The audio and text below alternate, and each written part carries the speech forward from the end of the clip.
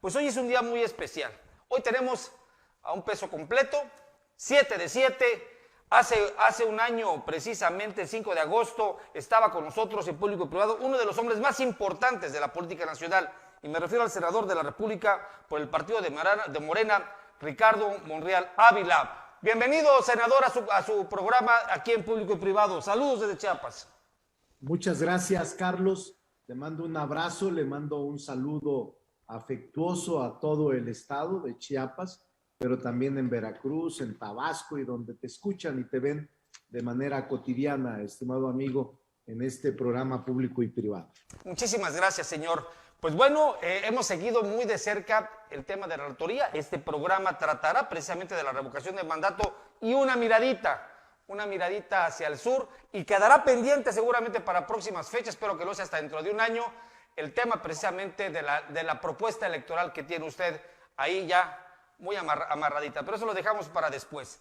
Pero empecemos entonces con este tema.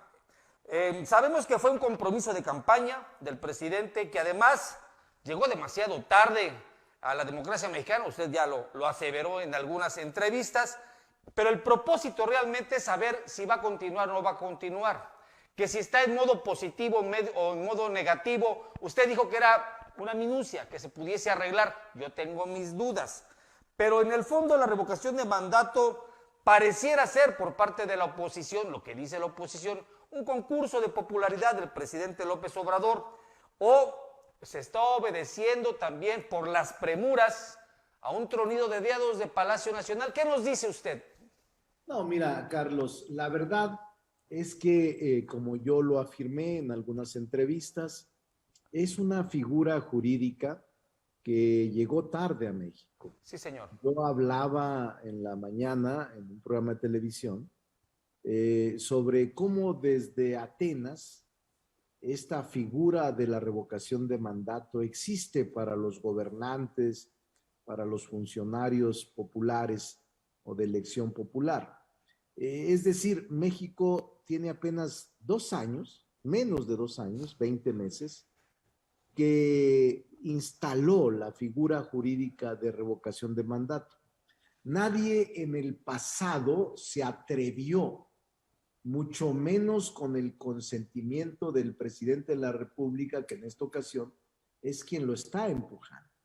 No hay premura porque hemos tenido 20 meses, Carlos, para legislar, casi 2 años. Sí. Parece que eso no podría aceptarse, sí. Y estamos en omisión legislativa. Y esta figura, te digo, hace 110 años ya se estaba aplicando en Seattle, en Estados Unidos, con un presidente municipal, un mayor. Aquí en México, 110 años todavía estamos renegando por instalar un derecho de los ciudadanos a decidir, así como eligen, así pueden deponer a los servidores públicos. Trátese de diputados, senadores, gobernadores y presidente de la República, por supuesto. Ok, sí, dijo Lorenzo Córdoba precisamente que llevan 436 días de retraso de la aprobación de la ley reglamentaria. Indicó que no esperará que el Congreso apruebe la ley, aprobarlo reglamentaria sobre la revocación del mandato, y el próximo 27 de agosto aprobará sus lineamientos para que los ciudadanos que perdieron la confianza en el presidente, dijo, en el sentido negativo, se está refiriendo él, pueda tomar las acciones pertinentes para cumplir los requisitos y solicitar un proceso de revocación tal cual. Pero aunado a esto, pues ya salió también ahí lo que va a costar precisamente esta revocación, su instalación. Se habla más de 5,800 millones de pesos. ¿Cuál es su opinión de esto? Mira, primero el INE, el Instituto Nacional Electoral, no puede legislar. El órgano electoral de organización de elecciones no puede suplantar al poder legislativo. Así es de que se va a aguantar. Sí, señor. Se tiene que aguantar.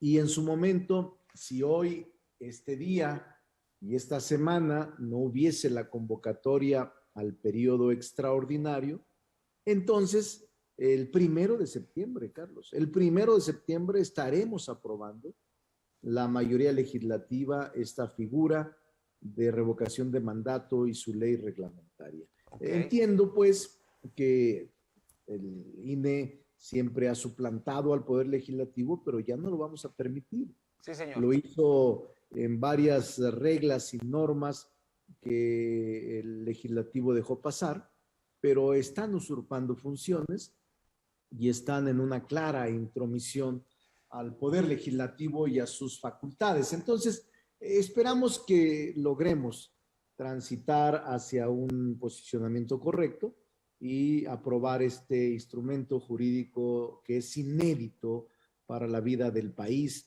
y que yo he dicho que llegó tarde porque debimos haber instalado esta figura jurídica hace décadas, así nos hubiéramos evitado tener tan malos presidentes que acabaron con el país, lo saquearon y caminan tan campantes como si nada hubieran hecho. Eso es lo de la revocación de mandato, una anticipación, una legitimidad de origen, el que pone quita, el que elige depone. Es correcto, Eso señor. es, en síntesis, lo que representa la revocación de mandato. Este tema de revocación de mandato, hablando del origen, no se encuentra en una situación también, por decirlo así, de que no puede ser, digamos, ejercida con este presidente debido a que no es retroactiva precisamente la misma ley, señor. ¿No se está también la oposición señalando ese tipo de argumentos?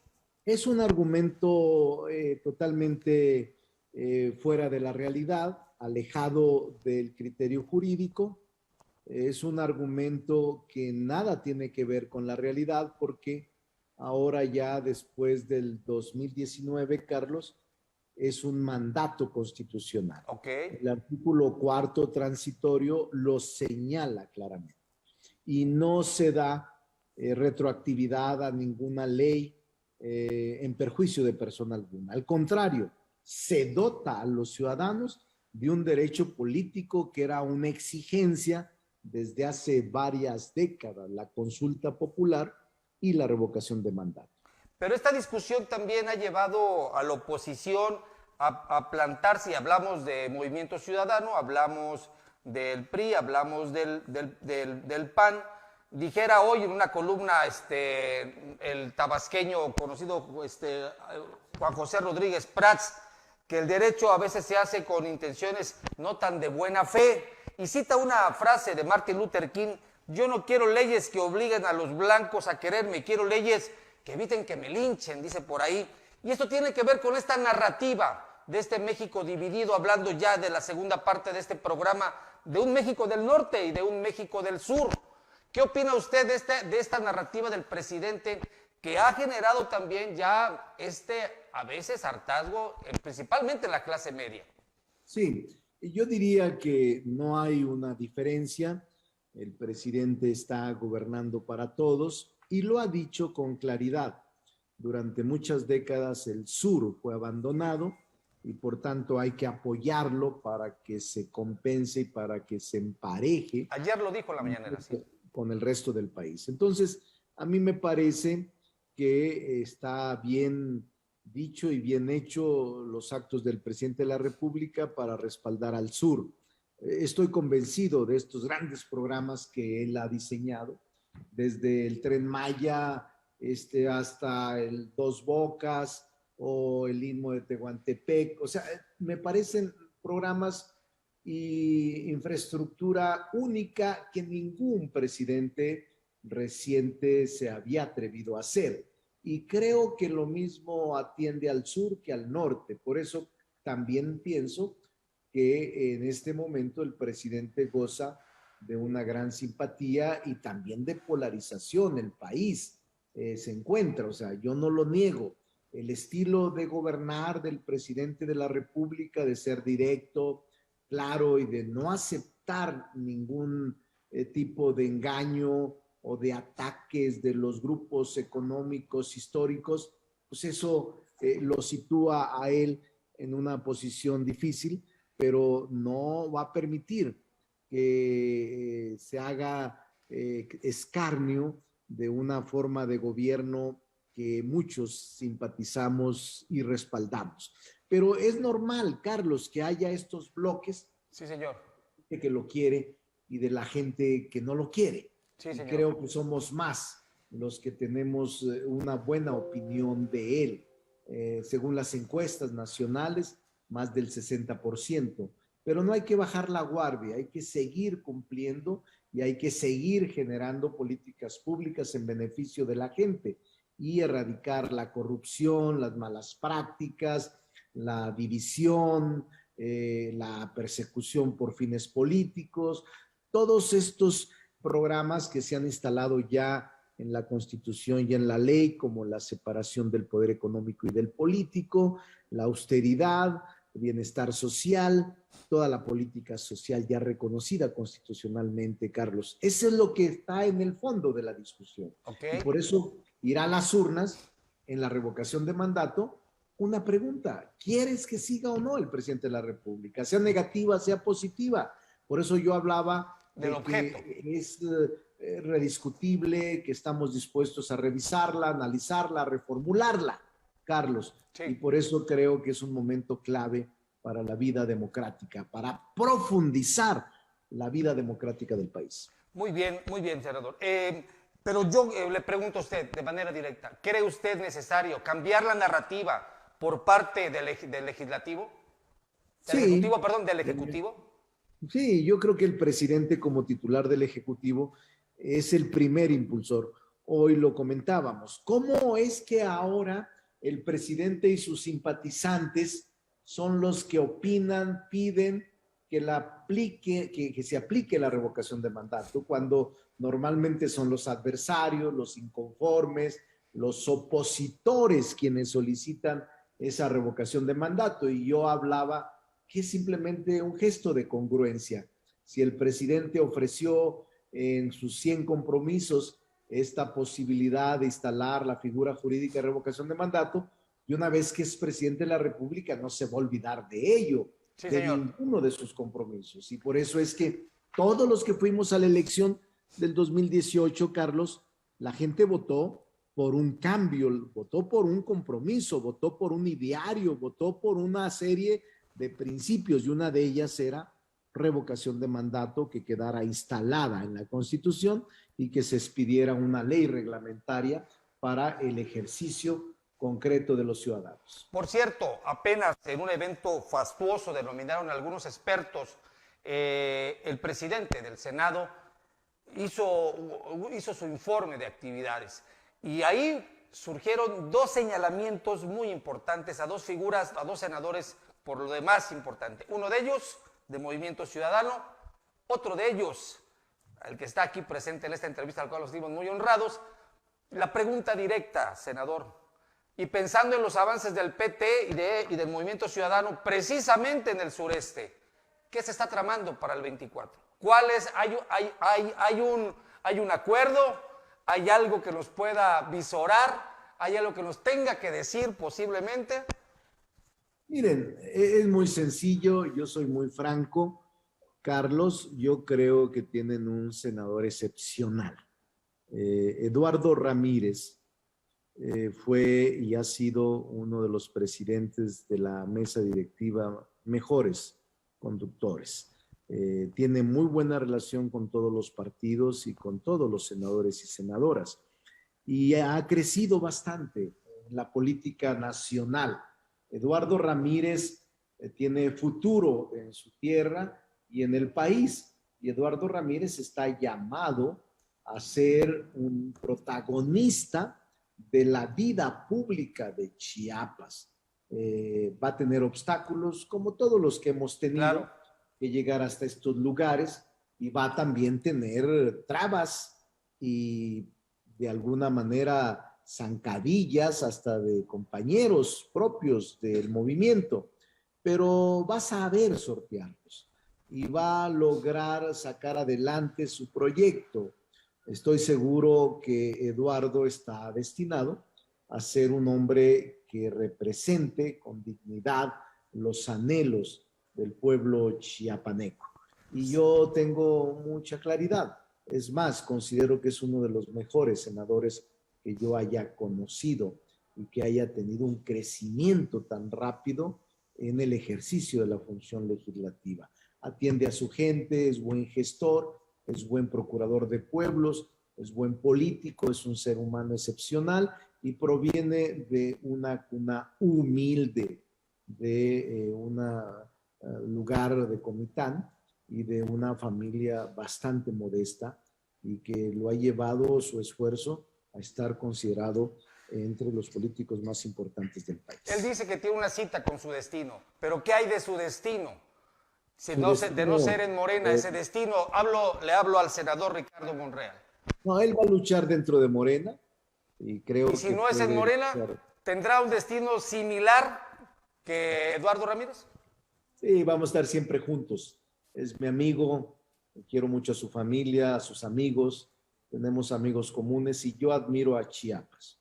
Admiro mucho a Chiapas y siempre estaré con él y siempre caminaremos de la mano, en las buenas y en las malas. Ayer se hablaba el presidente, y esto con eso sería de las últimas preguntas, la penúltima pregunta que le quiero hacer, sobre equilibrar económicamente los temas del norte con el sur. Pero en la realidad el Tren Maya queda muy lejos precisamente de Tuxtla Gutiérrez, de Tapachula, de la frontera sur, que hoy es un tema importante, que está acusada precisamente de no sostener el tema pactos internacionales y no solamente eso, los derechos humanos de los migrantes. Hay temas delicados ahí. Mi pregunta es, perdón, adelante, diga, no lo interrumpo. Tiene razón, yo creo que Chiapas, Tuxtla, la región ha aportado bastante a la economía del país y a su desarrollo. Y creo que el presidente de la República tiene grandes planes para Chiapas. Hay que ver entonces ese presupuesto de Chiapas. Tiene que alcanzar para unir la Chiapas del sur con estos proyectos importantes, senador. Sí, así va a ser. Confíen en el presidente. Sé que les va a ir bien, porque él tiene un especial cariño por Chiapas. Y me consta. Así es de que va a estar siempre muy cerca de los chiapanecos. Por último, ya que es el tema del momento, ¿qué opina usted sobre esta situación del retorno a clases? Algo que ya ha sido llamado por los especialistas posiblemente el error más grande que se pueda cometer en este gobierno debido a los casos de COVID que se están presentando. Y tengo que decir claro, a la poca credibilidad que ha tenido la autoridad de López-Gatell en este tema. ¿Cuál es su opinión referente a este tema? ¿No cree usted que es momento de considerar en temas científicos esta decisión? Sí, mi opinión es que se tomen todas las medidas sanitarias. Hoy hay especialistas en el mundo que opinan la necesidad del retorno a clases y la necesidad de retomar la vida educativa de nuestros hijos, de nuestros nietos. Pero hay que exagerarle en las medidas sanitarias y hay que multiplicar el proceso de vacunación, que me parece es clave para lograr que la salud sea la principal característica que nos pueda soportar para acudir a nuestras actividades. Señor, estoy pendiente. Señor, sé que tiene una agenda muy ocupada, pero hagamos el compromiso, ¿le parece bien por el tema de esta propuesta de reforma electoral que usted está preparando? ¿Cuándo será bueno que le llamemos a su oficina para ver si nos regala las premisas precisamente de ese documento tan importante? Unas semanas, Carlos, hacemos el compromiso que antes de que salga lo comentamos con mucho gusto. Ok, para hacerle toda la publicidad y toda la difusión posible. ¿De acuerdo? De acuerdo. Muchas gracias, señor. Muy amable en haber estado con nosotros hoy en público y privado. Saludos a todos en Chiapas. Gracias.